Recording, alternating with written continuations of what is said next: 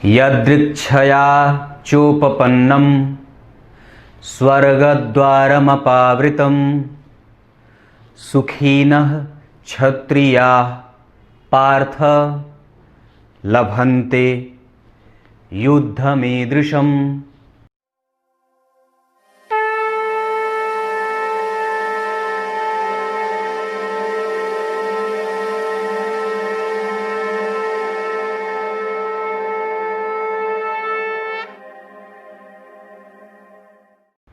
प्रिय दर्शकों नमस्कार, एक बार फिर से उपस्थित हूं आप सबके सामने आज गुरुवार के उस कार्यक्रम को लेकर के जहां मैं योगों से संबंधित बातें बताता हूं। जब दो ग्रह एक दूसरे के साथ युति करते हैं, जब दो ग्रह या तीन ग्रह या चार ग्रह कुछ विशेष स्थितियों में जाते हैं तो योगों का निर्धारण करते हैं, एक दूसरे के साथ संबंध बनाते हैं किसी भी तरीके से तो योगों का निर्धारण करते हैं। और ये योग जिस भी व्यक्ति की कुंडली में होते हैं वो निस्संदेह उससे प्रभावित होता है और निस्संदेह उसका प्रभाव, ग्रह का प्रभाव जातक को प्रभावित करता है।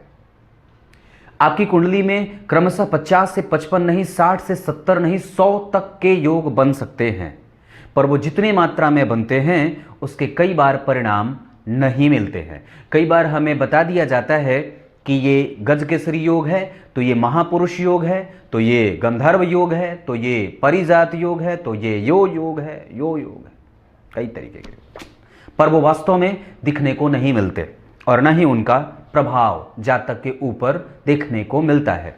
इस वजह से योगों के निर्धारण में और योगों के फल कथन करने से पूर्व अपनी स्थितियों को बहुत अच्छे तरीके से समझना होता है। कोई आवश्यक नहीं है कि जो योग आपकी कुंडली में देखा जा रहा है बनते हुए क्रमशः सामने से, वो आवश्यक नहीं कि उसका फल आपको प्राप्त हो रहा हो। और कई बार वो योग अत्यंत कमजोरी से उपस्थित होता है और कई बार वो योग आपको फल नहीं देता है। कई बार ये भी बातें देखने में आती हैं कुंडली में कि वो योग उपस्थित होता है पर बताने वाले ने बताया नहीं है। और योग अगर आप जान लेंगे कि आपकी कुंडली में ये योग घटित हो रहा है तो आपको रास्ता दिखता है, जीवन का मार्ग पता चलता है, समस्याओं के निवारण होने का अर्थ पता चलता है। कई बार ये चीज़ें पता चल जाती हैं कि मुझे किस क्षेत्र में जाना चाहिए, ये योग मुझे क्या देने वाला है।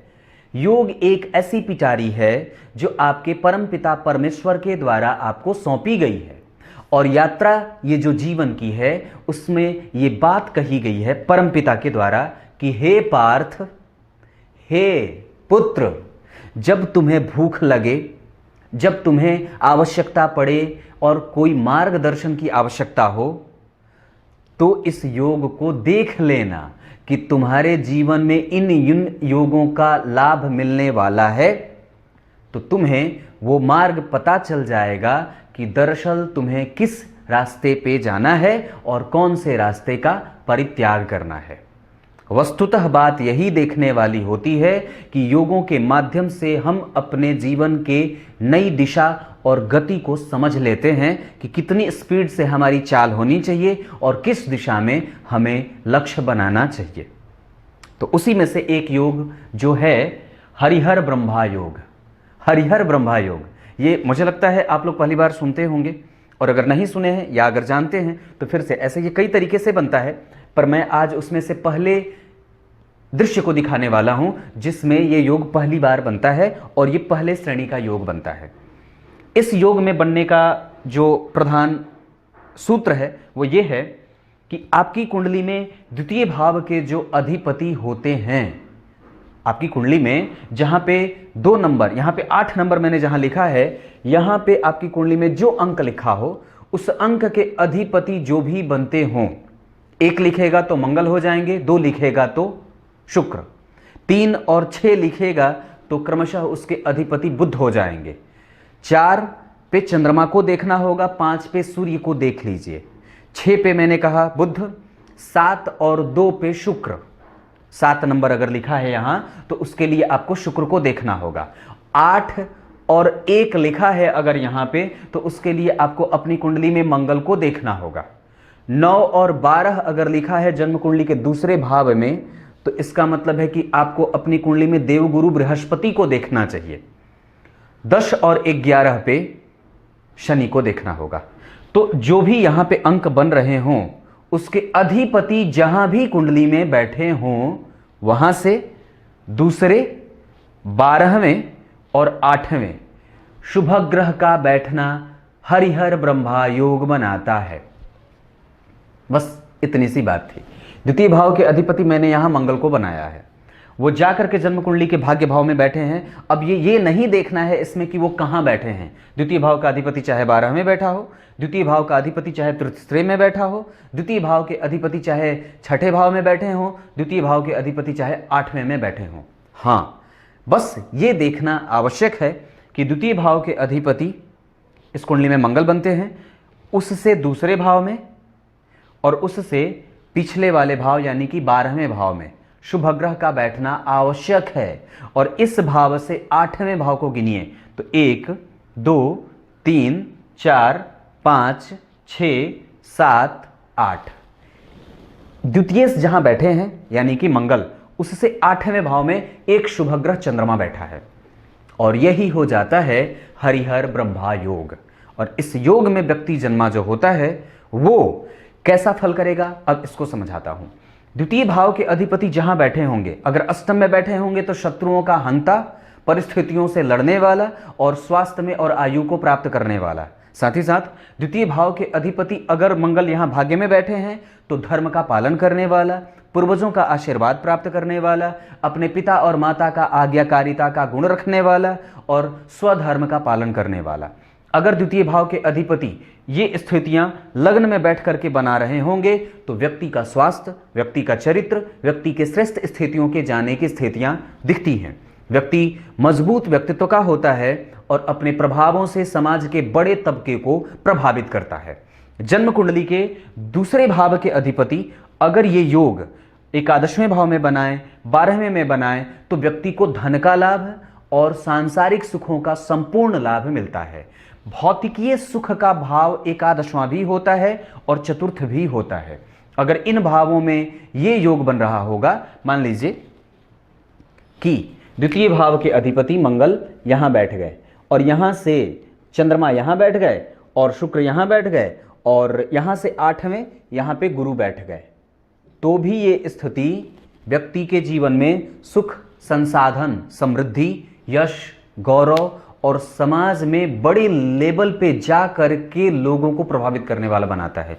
बस यहाँ पे ये सिर्फ देख लेनी है बात कि धन भाव के अधिपति बैठे कहाँ हैं, उसके 12वें और दूसरे में 2 शुभ ग्रह होने चाहिए, आगे भी शुभ ग्रह, पीछे भी शुभ ग्रह और साथ ही साथ उस भाव के 8वें में एक शुभ ग्रह और बैठना चाहिए। बस सिर्फ इतनी सी बात है। अगर आपकी कुंडली में ये योग बन रहा होगा तो निस्संदेह आपको ये परिपूरित करता है, संपूर्ण सुखों का मालिक बनाता है और श्रेष्ठ कर्मों का विधाता बनाता है। ऐसी स्थितियों में व्यक्ति सर्वोच्च सुखों को प्राप्त करने वाला जातक बनता है। ये एक छोटा सा कार्यक्रम था, पर यह छोटा नहीं था दरअसल। हरिहर ब्रह्मा योग ये व्यक्ति को स्पष्ट बनाता है और देवतुल्य निर्माण करने की स्थितियों में ले जाता है। कुछ इसी तरीके से आज के कार्यक्रम का समापन करते हैं। तब तक के लिए इजाजत दीजिए, कल एक बार फिर से उपस्थित होंगे। कार्यक्रम के आरंभ में बोले गए श्लोक का अर्थ बता देता हूं। गीता जी के दूसरे अध्याय के 32वें श्लोक में भगवान ने बात कही है एक बड़ी जरूरी, और बताऊं क्या है, बात बताता हूं। मुझे लगता है या आपको भी लगना चाहिए कि ब्राह्मण का गुण प्रत्येक वर्ण के पास होना चाहिए, क्षत्रिय का गुण प्रत्येक वर्ण के पास होना चाहिए आज की स्थिति के आधार पे, वैश्य का गुण सबके अंदर होना चाहिए और शूद्रता का गुण भी सबके अंदर होना चाहिए। कोई आवश्यक नहीं है, क्योंकि किसी एक के बिना भी मानव जीवन पूर्ण नहीं है। और ये समाज के 4 कंधे ही तो हैं, ब्राह्मणत्व, क्षत्रिय गुण का विकास करना, वैश्य धर्म से पालन करना अपने धर्म का और अपने कर्म का, और शूद्र वर्ण का लाभ लेकर के व्यक्ति सबकी सेवा कर सकता है। गीता में भगवान ने यही बात अर्जुन से भी कही है कि वो क्षत्रिय सर्वोत्कृष्ट होता है जिसके सामने किसी की रक्षा करने की स्थिति पैदा हो जाए। हम अपनी जाति का दंभ भरते हैं, पर दरअसल उस जाति से संबंधित कर्म करने में डर जाते हैं। हाँ, और ये दोगली स्थितियां होती हैं। आप अगर क्षत्रिय हैं, आप अगर ब्राह्मण हैं, आप अगर वैश्य हैं, आप अगर शूद्र हैं, मैं अगर ब्राह्मण हूं, मैं अगर क्षत्रिय हूं, मैं अगर वैश्य हूं और मैं अगर शूद्र हूं, तो मुझे अपने धर्म का पालन निसंदेह कर लेना चाहिए। और निसंदेह वो क्षत्रिय, वो ब्राह्मण और वो वैश्य और शूद्र श्रेष्ठ होते हैं जिनके जीवन में उनकी धर्म के अनुकूल स्थितियां पैदा होती हैं, अर्थात उनके धर्म का पालन करने का अवसर प्राप्त होता है। बस इतनी सी बात थी। और दरअसल यही बात तो समझनी है कि हम ब्राह्मणत्व पालन करना चाहते हैं पर शर्मा जाते हैं। वेद पाठी नहीं बनते, वेद अध्ययन नहीं करते, पुराणों का अध्ययन नहीं करते, और फिर कभी कभी ब्राह्मण होकर के भी शूद्रता वाला काम कर देते हैं, या शूद्र होकर के भी कई बार हम श्रेष्ठ हो जाते हैं। तो ये बात समझने वाली है। कुछ इसी तरीके से आज के कार्यक्रम का समापन करते हैं। तब तक के लिए इजाजत दीजिए। कल एक बार फिर से उपस्थित होंगे आप सबके सामने। तब तक के लिए बहुत बहुत नमस्कार।